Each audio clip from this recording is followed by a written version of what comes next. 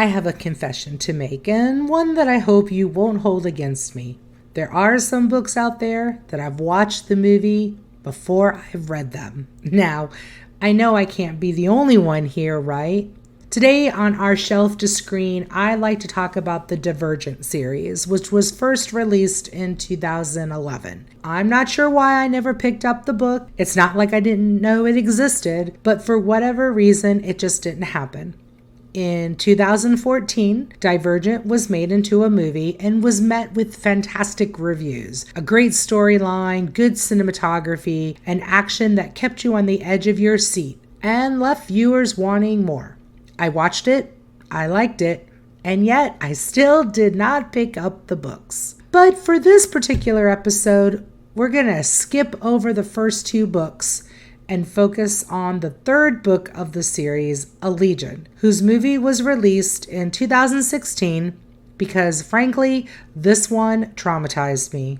A bit of backstory. Allegiant was supposed to be a two-part movie. Think of Breaking Dawn meets The Apocalypse, but we'll talk more about that in a little bit. Oh, it's also going to be worth mentioning here that I was unaware that this was supposed to be a two-part movie when I was watching Allegiant. So anyway, the first two movies did great. Then came the third movie. Allegiant was met with quite a number of responses, mostly negative.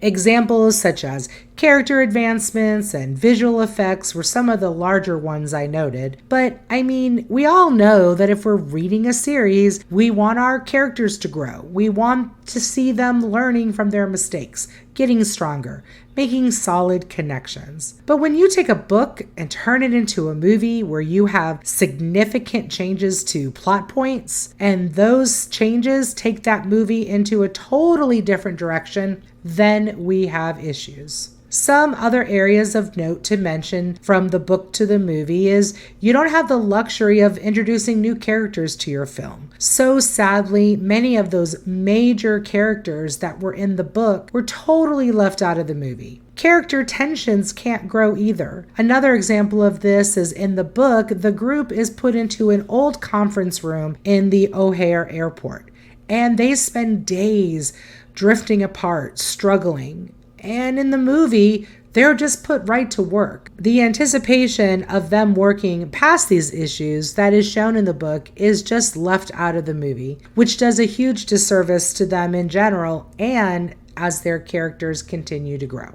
Not to mention, why did they decide to make this into two movies? I'm not sure what greedy movie executives think that by taking a final book of a series and breaking it into two parts is ever a good idea. But it happens so much of the time. Think of Harry Potter, The Hunger Games, and Twilight, just to name a few. But when it happens, it seems to be clear that the studios are prioritizing profit over creativity. Shall we talk about that made-up battle scene in Breaking Dawn? No, maybe I should leave that for another video.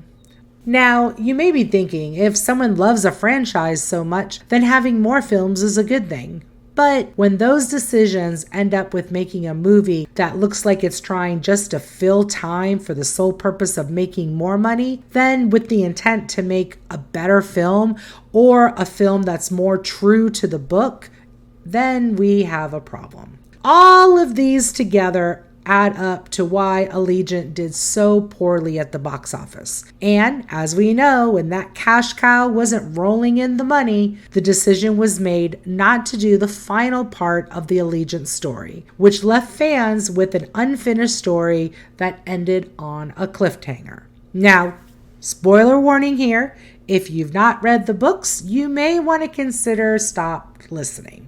All right, so let's pause for a bit of context here. I was on a work trip and decided to get the audiobook to listen to while I was traveling. So here it is, picture me enjoying some downtime, listening to the book, and then that ending, that awful, controversial ending that we were all shocked by. And I will add, I was pretty upset. The main female protagonist's death.